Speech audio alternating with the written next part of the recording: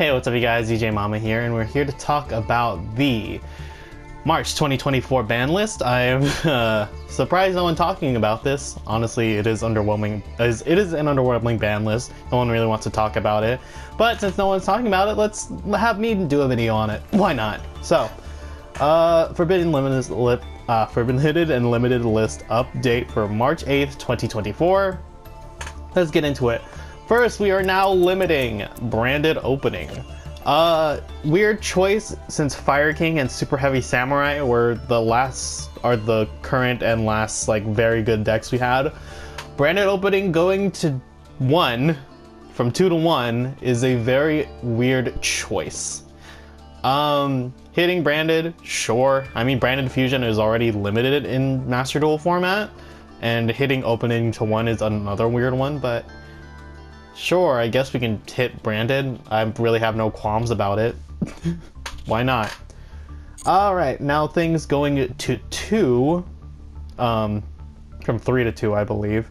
I think we start with Parallel Exceed. So Parallel Exceed is questionable.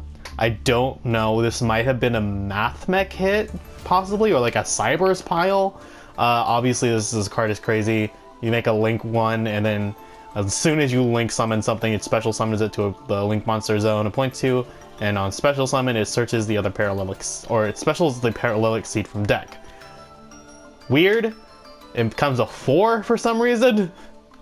Not sure why, but Parallel Exceed is going to 2 now.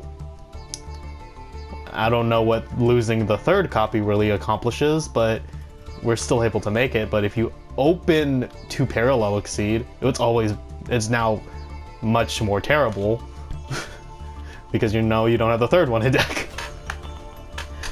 Is what it is, so there goes Parallel Exceed. Next up, from 3 to 2, Soul Piercer. So this is a good hit to Super Heavy, but it's not enough. Only losing 1 copy of your non-once per turn search. The first effect does matter. It does happen a lot, but obviously the one that really does matter, if this card's sent from field to grave, add a Super Heavy monster from your deck to your hand. No restriction, no once per turn at all. So yeah, this card probably is meant to get the axe, but only down to 2. Sure. Next up, actually going from 1 to 2, we have Water Enchantress. When they introduced the adventure stuff, the OCG player base did not like the adventure engine, and the TCG has never really truly hit directly the adventurer line. Right of Aramasir and Fateful Adventurer, all fine. A Griffin Rider's never been hit. A Legal Knight's definitely not gonna hit, and Water Enchantress definitely not hit. It's crazy to me.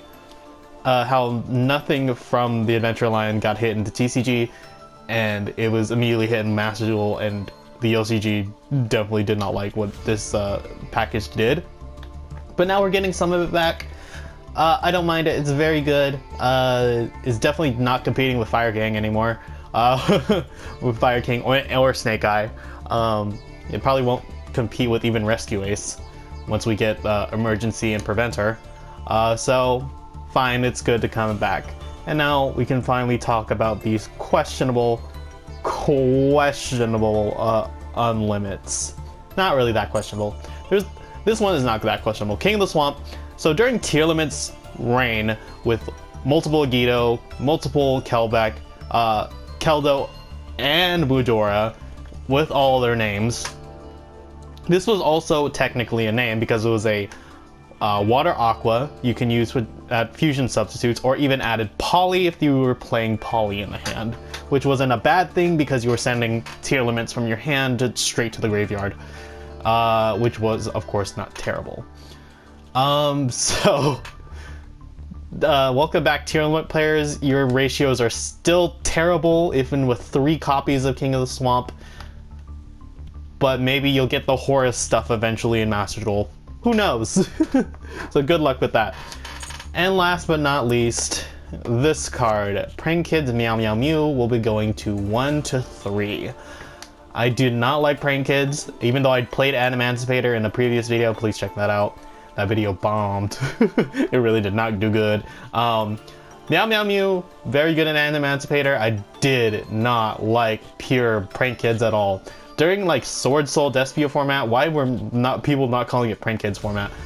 Adventurer Prank Kid was awful. I hated having to run against it. That's all I'll say. I hated to run against it because it just had copies and access to Meow-Mu. Even at 1, this was awful. And now going to 3, I probably have to consider heavily investing into Prank Kids for Animancipator, if I want to play more Animancipator, which is not terrible, but Jesus, I would have to play 3 Meow-Mu. But yeah, this is crazy. That's all I'll say. I hope the TCG or the OCG don't pick this up, what Master Duel's doing. But I will be grounded. This deck does not do as much as Snake Eye, as Rescue Ace with Diabell Star. It does not do as much as the current good decks, or even the past good decks like Super Heavy or even Pearly going real back. Even Labyrinth, I don't think it does that well against. But I don't want to see it. Why did do you think I wanted to see this card illegal in any format? No, I didn't. So seeing this at 3 just makes me groan. Anyway, I hope you guys enjoyed. I will see you guys in the next one. Leave your comments, questions, concerns down in the comments below about your thoughts on this limited list. And yeah, I hope the next list actually bans something and does something impactful. Copium. Bye.